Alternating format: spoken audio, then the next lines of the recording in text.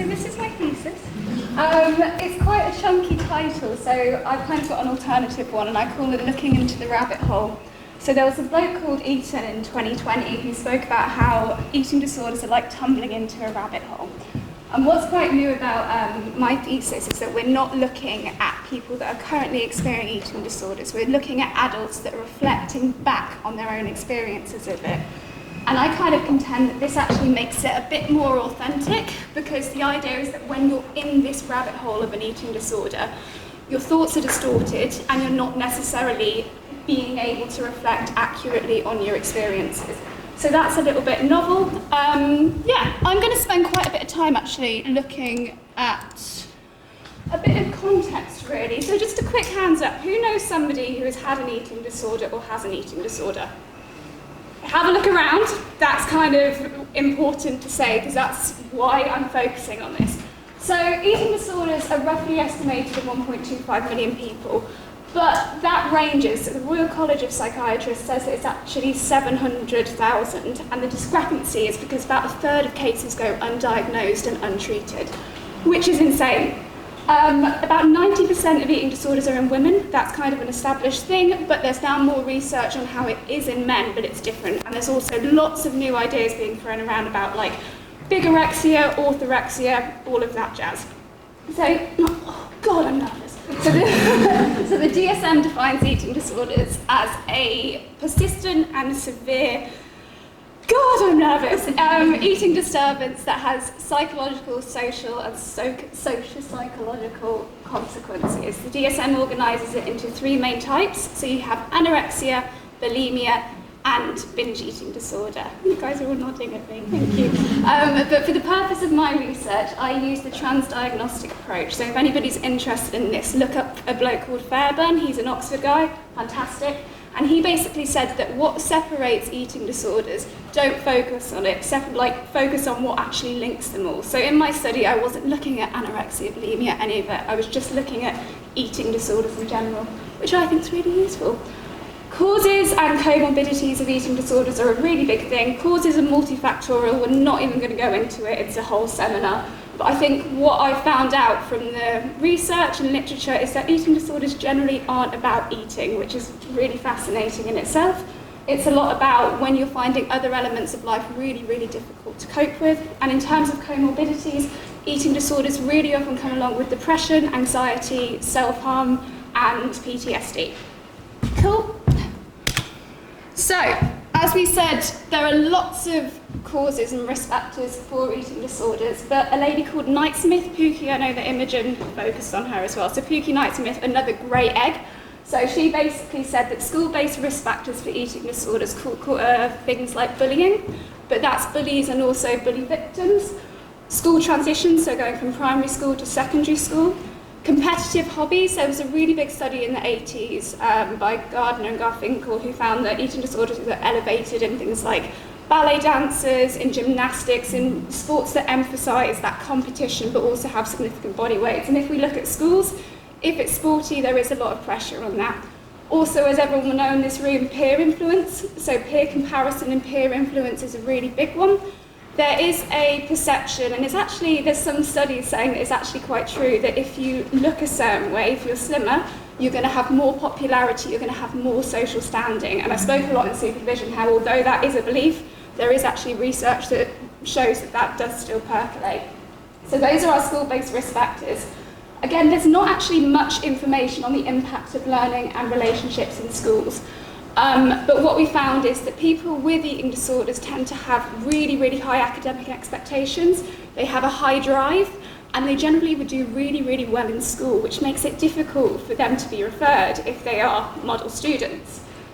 When an eating disorder does become more entrenched, though, notably things like anorexia, the nutritional deprivation can mean that concentration dips, executive functioning dips, attention dips. So that's what we've learned for our impacts on learning. With relationships, it's a little bit more of a chicken and egg situation. So when you develop an eating disorder, you can become more isolated, but then that isolation, we often think about whether that is making the eating disorder worse. Equally, with most theories about eating disorders, so you've got something called the cognitive interpersonal model and also the transdiagnostic model. Interpersonal relationships, so friendship difficulties, are ingrained and entrenched with eating disorders, because it's the idea that you're not yourself, you are having negative interactions with others, so you're not going to have as close friendships. Following? Any questions? No? Right, we're going to skip over this, but basically teachers and EPs don't have much knowledge of eating disorders, and we're not too sure on the role. So this was a study done by Knight Smith, and she asked kids in schools, some with eating disorders, some without, what can teachers do? And these are the 3 roles identified. We haven't actually got much on what EPs can do, so that's what I was thinking about, and also, bringing it all together. So I think it's quite important just to know a bit about, so, isn't that cool though? So my aim was, as we said, to explore the experiences of adults who had eating disorders in schools and the role that ed psychs and teachers can have in offering support. These are my 3 research questions. So I split my research into 2 phases. So phase 1 explored research question 1. Phase 2 explored research question 2 and 3. So I'll explain a little bit this in the methods. So phase 1, research question 1. So this was questionnaires completed by 55 ed psychs and TEPs, probably a few of you guys did it, and then questionnaires completed by teachers. So we had 133 in total, which I thought was quite impressive. So this questionnaire was based on Beat's Guide to Helping a Loved One Recover from an Eating Disorder. It was a mix of open-ended questions and also Likert scale questions, which I used to kind of think about confidence levels. And that went all around, that was fandagozy. And then for phase 2, this was asking adults who had an eating disorder in school to reflect on their own experience. I advertised the interviews on lots of different platforms. I got 10 people, and interviews lasted about an hour. Honestly, they were really, really great. And what people talk about when you reflect on eating disorders, it's quite an emotional experience, and it almost, in the feedback, people were saying it was empowering, it was therapeutic, which is what I wanted. I think we sometimes need to go beyond our research and actually think that I hope it has a positive impact for the people doing it. So and then did reflective thematic analysis, lots of coding. Whoever's doing that, So, findings from phase 1 on the whistle-stop tour of my thesis. So, as I said, in the questionnaire at the start, there are 11 statements from a Likert scale. So this was a statement saying, like, I feel confident in understanding the signs of an eating disorder. This was rated from strongly disagree to strongly agree, and people got to put it on a scale of 1 to 5. I know this is subjective, and I know I'm going to get picked up on this in my Viva, but I've assumed that confidence was saying I agree or I strongly agree with this statement. So then I kind of mapped all of those for the 11 statements. And basically this just shows that, so number 1 is saying I feel confident in identifying the signs of eating disorders. 47% of EPs and 32% of teachers thought that, which is quite low considering we should be knowing a little bit more. I would be interested in knowing more about what those signs were. Interestingly, it's a lot lower. This is, I understand the support that can be offered. So yes, we can identify the signs, but we can't offer the support.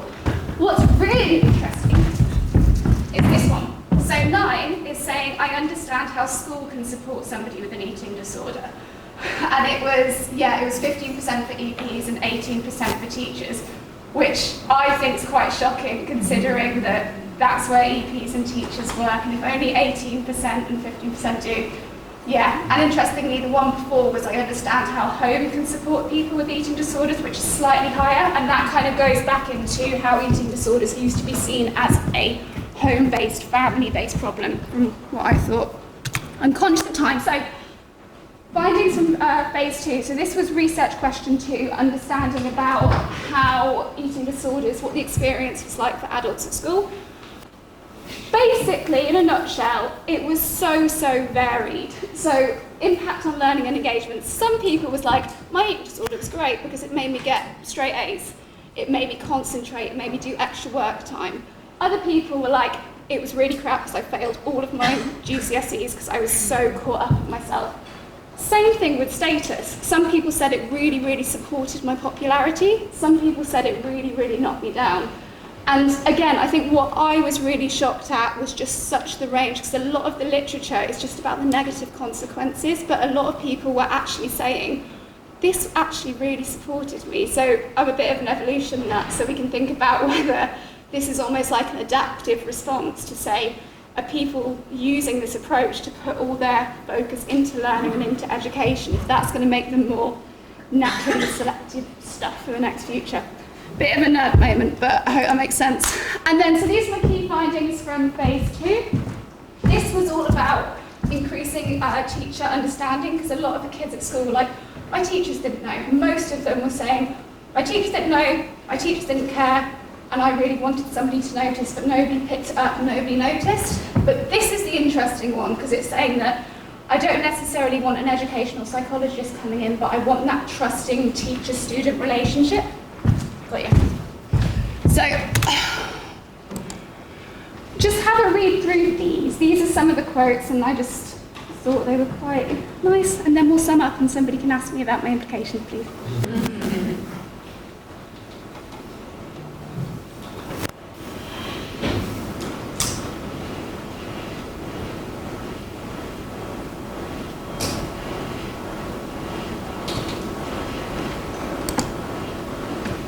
My implications for EPs are across 3 levels. So the first one is the therapeutic role that EPs can have. So that's more like CBTE, which is the primary intervention for anorexia, so it's that kind of thing. But what I think here is that because EPs work in that peripatric way, so we're going in and out of schools, that's going to be incredibly difficult for eating disorders. I think our main way that EPs can help is on an organisational level, and that's training. But the big caveat is it can't be the blind leading the blind. EPs need to know what eating disorders are and how to support them before we offer any training. So that's kind of what I'm hoping to do next year, which is train EPs about it, so please come to my training. And then also using consultation for that collaboration between home and school so we can get everyone on the same page. And then finally, systems. A lot of the adults in my interviews said teachers can't fix eating disorders, ed psychs can't fix eating disorders, and we don't want them to. We just want them to advocate for our needs and for the resources that we want.